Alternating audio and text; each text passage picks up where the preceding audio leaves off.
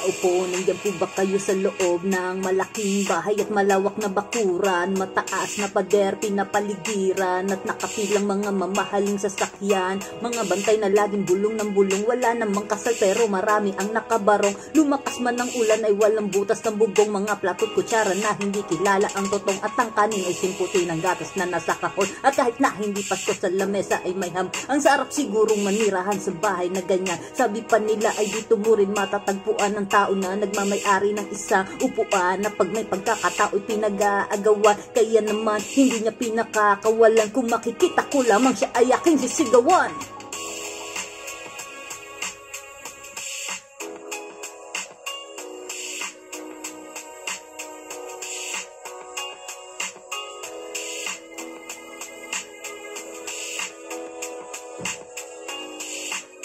Verse 2.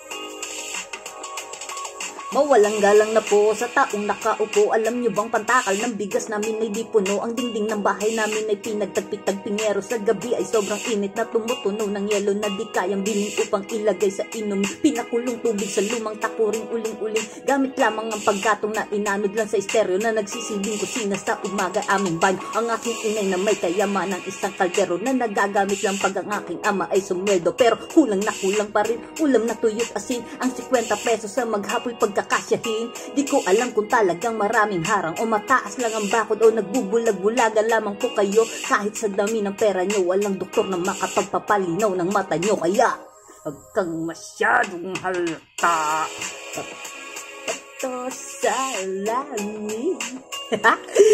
Gang, gang, gang. Ikaw naman.